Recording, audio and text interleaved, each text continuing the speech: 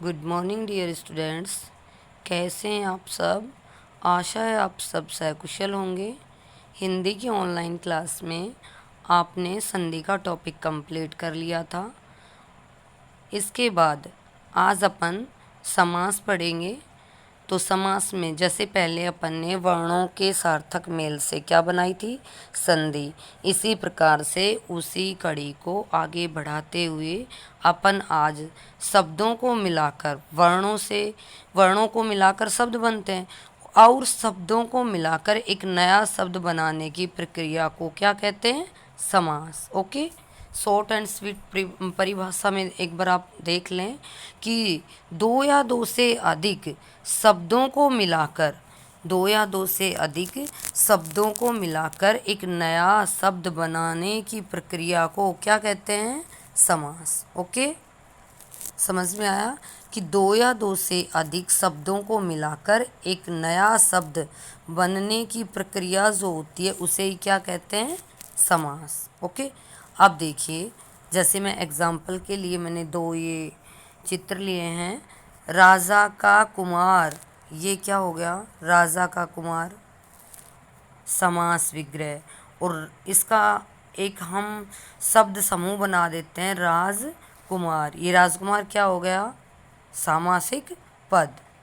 और ये इसका जो भी समास विग्रह, राजा का कुमार। ओके, देखिए जैसे राजा का कुमार राजकुमार, तो मैंने जैसे डायरेक्टली बोला राजकुमार, ये क्या है, सामासिक पद है। और जब अगर मैं इसको तोड़ के और इसके जो समूह को, ये जो पूरा समूह है इसको यूं का त्यों लिख दूं संक्षिप्त रूप, तो राजकुमार जो ये तो क्या है, सामासिक पद। और अगर मैं इसको तोड़ के अर्थात इस समूह को अलग अलग करके लिख देती हूँ तो वो क्या हो गया, समास विग्रह। ओके, यहाँ तक क्लियर। राजा का कुमार शब्द समूह को संक्षिप्त करके राजकुमार नया शब्द बना। ओके, अब घोड़े पर सवार, यह भी एक शब्द समूह है ना, इसको संक्षिप्त करके लिखा तो क्या हो गया, घुड़सवार। ये एक सामासिक पद हो गया। ओके, कहने का मतलब मैं ये समझाना चाह रही हूँ कि सामासिक पद क्या होता है, अर्थात समस्त पद क्या होता है और समास विग्रह क्या होता है। तो जैसे इन शब्दों को अलग अलग करके लिखना क्या होता है, समास विग्रह। और इनको एक संक्षिप्त शब्द समूह को संक्षिप्त करके लिख देना। जैसे घोड़े पर सवार को डायरेक्ट क्या लिख दिया, घुड़सवार। तो ये घुड़सवार क्या माना जाएगा, सामासिक पद, या फिर इसको समस्त पद भी कहते हैं। ओके, इसके बाद देखेंगे समास की परिभाषा। दो या दो से अधिक शब्दों को मिलाकर नया शब्द बनाने की प्रक्रिया को समास कहते हैं। ओके, कि दो या दो से अधिक शब्दों को मिलाकर एक नया शब्द बनता है और ये जो नए शब्द बनने की प्रक्रिया है यही क्या कहलाती है, समास। ओके, इसके बाद देखिए सामासिक पद या समस्त पद। सामासिक पद क्या होता है, या फिर ये कहें समस्त पद क्या होता है। दो शब्द आएंगे इसमें, एक समास विग्रह, एक समस्त पद या सामासिक पद। ओके, समास द्वारा कि जो समास है उसके द्वारा बने गए शब्दों को सामासिक पद या समस्त पद कहते हैं। कि समास द्वारा बने गए शब्दों को, अर्थात ये जो राजकुमार है ये सामासिक पद है, तो समास द्वारा बनाए गए शब्दों को सामासिक पद या समस्त पद कहते हैं। ओके, इसके बाद देखिए एक एग्जाम्पल और देख लें, देश के लिए भक्ति। इन शब्दों को संक्षिप्त करके ये क्या हो गया, देश के लिए भक्ति, समास विग्रह। दोनों चीज़ को आप अपने माइंड में अलग अलग बांटते चलें ताकि कंफ्यूज ना रहें। इन शब्दों को संक्षिप्त करके लिख दिया, क्या लिख दिया, देशभक्ति, डायरेक्ट लिख दिया। अब ये क्या हो गया, ये जो देशभक्ति है ये क्या कहलाएगा, सामासिक पद। ओके, इसके बाद देखिए समास विग्रह। मैंने अभी बताया था समस्त पद और समास विग्रह दोनों अलग अलग हैं। दोनों चीज़ इसमें अभी क्लियर हो चुकी थी इन एग्जाम्पल्स में। ठीक है, समास विग्रह, सामासिक पद का विग्रह, विग्रह का अर्थ होता है तोड़ना, ठीक है, समास विग्रह कहलाता है। जैसे घनश्याम, घनश्याम एक सामासिक पद है, इस सामासिक पद का विग्रह करेंगे तो क्या आएगा, घन के समान श्याम है जो, अर्थात कृष्ण।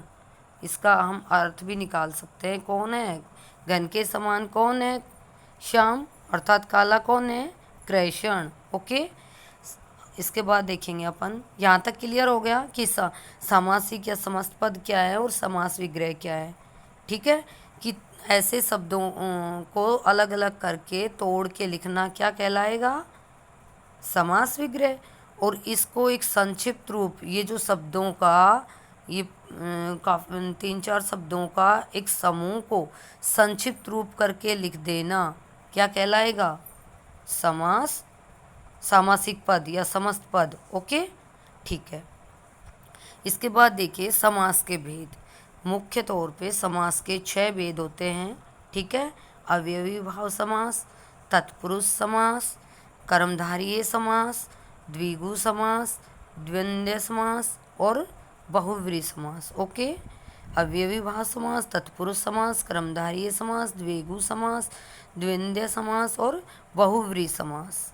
क्लियर। अब देखिए अपन एक एक समास के ऊपर डीपली से अध्ययन करेंगे। सबसे पहले लेंगे अपन अवयवी भाव समास। अवयवी भाव समास देखो नाम से ही क्लियर हो रहा है, अव्यय दिख रहा है आपको। अवयवी भाव का शाब्दिक अर्थ है अव्यय हो जाना, और अव्यय क्या होते हैं, जिसमें कोई परिवर्तन नहीं होता, बदलता नहीं है, जिसमें कोई विकार उत्पन्न नहीं होते। क्लियर। जिस समस्त पद का पहला पद अव्यय हो, ठीक है, अव्ययी भाव समास में पहला पद अव्यय हो और वही प्रधान भी हो, कि पहला पद अव्यय भी हो और वह प्रधान भी हो, और समस्त पद भी अव्यय का काम करें, अर्थात जो उसके साथ उसके जो पहला पद है उसके अलावा हमें जो दूसरा पद मिलेगा वो भी अव्यय का ही काम करे, अर्थात वो भी परिवर्तन उसमें भी नहीं होवे, ठीक है, वह अवयवी भाव समास कहलाता है। अवयवी भाव लिंग, वचन, कारक, काल आदि की दृष्टि से नहीं बदलते। मैंने पहले बोला था कि पहला शब्द ही प्रधान रहेगा।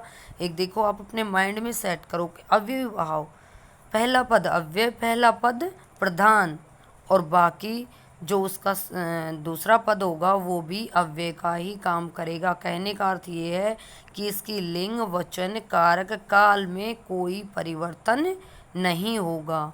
ओके। इसके बाद देखिए इसके कुछ एग्जाम्पल हैं, समस्त पद और विग्रह पद। आजन्म, जन्म से लेकर, आजीवन, जीवन भर। अब देखो इसमें जो आ रहा है इसको आ प्लस जन्म, आ प्लस जन्म। अब देखो ठीक है, जन दो जोड़ा तो आजन्म। अब सुनो, जैसे आ है इसमें ये क्या है, अपने आप में एक, वैसे तो उपसर्ग है लेकिन अपने आप में एक अव्यय है जो लिंग, वचन, कारक, विभक्ति इनके कारण भी अगर ये आ जाएं तो भी इसमें परिवर्तन नहीं होगा। ओके। इसके बाद देखिए आजीवन, जीवन भर, बेकसूर। मोस्ट ऑफ इसमें देखेंगे आपकी पहला पद अव्यय आपको क्या मिलेगा, उपसर्ग मिलेगा। यथा नियम, नियम के अनुसार। भरपेट, पेट भरकर। प्रतिदिन, दिन दिन। प्रत्येक, एक एक। बेखटके, बिना खटके के। प्रतिमास, प्रत्येक मास। यथाशक्ति, शक्ति के अनुसार। क्लियर। एक बार फिर रिवाइज कर देते हैं। समास क्या होते हैं कि वह दो या दो से अधिक शब्दों को मिलाकर नया शब्द बनाने की प्रक्रिया को समास कहते हैं। क्लियर। ठीक है। और एक सबसे मोटी एक पहचान और रखना कि समास करते समय दो शब्दों के बीच की जो विभक्ति होती है ना, जब समास कर रहे हैं अपन, जैसे राजा का पुत्र, अपने पास समास विग्रह क्या था, राजा का पुत्र। अब इसको अगर हम समस्त पद समास कर रहे हैं राजकुमार, तो राजा का कुमार हो गया। अब इसको जब मैं समास बना रही हूँ, इसका समस्त पद बना रही हूँ, तो इसके जो बीच की विभक्ति क्या है, का। क्या है, का। इसका लोप हो जाएगा। जो भी इसके बीच में विभक्ति या पदों, इसमें विभक्ति का भी और कहीं आपको विभक्ति के अलावा पद का भी लोप करना पड़ता है। ओके, तो राजा का कुमार राजकुमार, जब मैंने इसको समस्त पद बनाया तो इसकी जो बीच की विभक्ति है वो खत्म हो गई, लोप हो गया उसका। ओके, अब देखिए समस्त पद ऊपर बताया था कि समास के द्वारा बनाए गए शब्दों को सामासिक पद या समस्त पद कहा जाता है। ओके, इसके बाद समास विग्रह, सामासिक पद को तोड़ना ही, जो सामासिक पद है उसको तोड़कर लिखना, अर्थात राजकुमार था उसको राजा का कुमार, घुड़सवार था घोड़े पर सवार, ऐसे लिखना। अर्थात जो शब्द हैं उनको विभाजित करके, अर्थात उनको खोल के लिखना, विग्रह करके लिखना ही समास विग्रह कहलाता है। ठीक है, समास के 6 भेद है, अव्ययी भाव, तत्पुरुष, कर्मधारय, द्विगु, द्वंद्व, बहुव्रीहि। ओके, उसके बाद हमने अव्ययी भाव पढ़ लिया था। अव्ययी भाव समास में अव्यय भाव का अर्थ ही क्या होता है, अव्यय हो जाना। इसका पहला पद अव्यय मिलेगा, पहला पद ही प्रधान रहेगा, बाकी दूसरा पद भी अव्यय का ही काम करेगा। अव्यय भाव समास में लिंग वचन कारक और काल के मतलब ये लिंग वचन कारक और काल, इन किसी के कारण भी कोई भी बदलाव नहीं होगा। क्लियर? ठीक है, आगे चलें। इसके बाद देखिए, ये इसके कुछ एग्जाम्पल थे। आजन्म, जन्म से लेकर आजीवन, जीवन भर, बेकसूर, बिना कसूर, यथा नियम, नियम के अनुसार, भरपेट, पेट भरकर। इसके अलावा प्रतिदिन, दिन दिन, प्रत्येक, एक एक, बेखटके, बिना खटके के, प्रतिमास, प्रत्येक मास, यथाशक्ति, शक्ति के अनुसार। काफ़ी सारे एग्जाम्पल हैं, और कुछ आप अपने पास से भी कुछ ऐड करके देख सकते हैं, ताकि आपको पता चले कि मेरा अव्ययी भाव समास जो मैंने पढ़ लिया वो मेरे को आ भी रहा है, क्लियर है भी या नहीं। ओके, इसके बाद देखिए नेक्स्ट, तत्पुरुष समास। तत्पुरुष समास देखिए, जिस समास में, थोड़ा सीरियसली इसकी परिभाषा एक बार आप समझ जाएंगे तो आपको सारे 6 के 6 समास अलग अलग क्लियर हो जाएंगे। जिस समास में दूसरे पद को उत्तर पद भी कहते हैं। ठीक है, जिस समास में और पहले पद को पूर्व पद कहते हैं और दूसरे पद को उत्तर पद कहते हैं, ध्यान रखना, पहले पद को पूर्व पद, दूसरे पद को उत्तर पद। जिस समास में दूसरा पद प्रधान हो, अविभाव समास में कौन सा पद प्रधान था, पहला। और तत्पुरुष समास में कौन सा पद प्रधान है, दूसरा या उत्तम प्रधान है, वह तत्पुरुष समास होता है। कि जिस समास में दूसरा पद अर्थात उत्तर पद प्रधान हो वह तत्पुरुष समास होता है। इसमें समस्त पद बनाते समय, देखिए जो पहले आई थी बात, इसमें समस्त पद बनाते समय कारक चिन्ह अर्थात विभक्तियाँ, ठीक है, कारक चिन्हों जिनको परसर्ग भी कहते हैं, कारक चिन्ह जो विभक्तियाँ होती हैं, ठीक है, कारकों के जो चिन्ह होते हैं विभक्तियों के साथ लगती हैं, परसर्ग का लोप हो जाता है। इस समास में कारकों की विभक्तियों के नाम के अनुसार इसके 6 भेद किए गए, कि समास के 6 भेद बना दिए, क्योंकि हमारे कारक हैं उनमें जो विभक्तियां हैं उनके अनुसार, उन विभक्तियों के ही अनुसार इसमें 6 भेद बना दिए हैं। ठीक है, अब देखिए अपन इन 6 भेदों को एक एक को कंप्लीट करेंगे। तत्पुरुष समास के 6 भेद, भाई कर्ता तो खुद होता ही है, उसके बाद अब जिसके विभक्तियाँ होती हैं अर्थात जिन कारकों की विभक्तियाँ होती है उनके अनुसार कर्म तत्पुरुष, सबसे पहला कर्म तत्पुरुष, करण तत्पुरुष, संप्रदान तत्पुरुष, अपादान तत्पुरुष, संबंध तत्पुरुष और अधिकरण तत्पुरुष। ओके, अब अपन एक एक को थोड़ा देख लेते हैं कि कर्म तत्पुरुष, आपको पता है कर्म का जो उपसर्ग या कारक चिन्ह होता है, विभक्ति चिन्ह होता है, क्या होता है, पता होना चाहिए, क्या होता है, को होता है। ठीक है, क्या होता है, को। अब देखो यहाँ पे जहाँ पे भी को या कुछ एक पद भी अपन लोप करेंगे, यहाँ पे अपन अपना जब समास करेंगे उसमें जो ये कारक की विभक्ति है या कारक चिन्ह भी कह सकते हैं, परसर्ग कह सकते हैं, ये तो लोप होंगी। इसके अलावा अभी देखना शब्द भी लोप होते दिखेंगे जहाँ ज़रूरत है वहाँ। अब देखो समस्त पद और समास विग्रह, एक तरफ ले लिया हमने क्या, समस्त पद, और दूसरी तरफ समास विग्रह। ओके, यश प्राप्ति, यश को प्राप्त, यश प्राप्ति क्या बताया था कि इसमें दूसरा पद अर्थात उत्तर पद क्या है, प्राप्त। ठीक है, उत्तर पद क्या है, प्राप्त, यश को प्राप्त, ये इसका क्या हो गया, समास विग्रह हो गया। ठीक है, अब देखो यहाँ पे जो ये परसर्ग है अर्थात क्या है, ये को है, परसर्ग है, इसका क्या हो गया, लोप हो गया।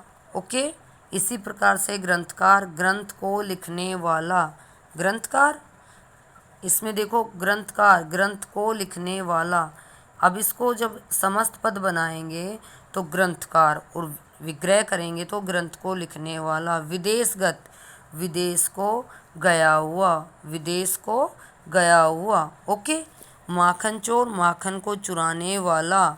मैंने पहले बताया था कि इसमें विभक्तियां या परसर्ग तो लोप हो ही जाएंगे, इसके अलावा अपन को कई पद भी लोप करने पड़ेंगे। ओके, उसके बाद जेब कतरा, जेब को कतरने वाला, पद प्राप्त, पद को प्राप्त। जब जैसे मैंने इसका समस्त पद बनाया तो इसका जो परसर्ग है या कारक चिन्ह है वो लोप हो गया। ओके, अब जो नेक्स्ट अपने तत्पुरुष के बाकी भेद बचे हैं उनको अपन अगली वीडियो में कंप्लीट करेंगे। तब तक के लिए bye, take care, thank you.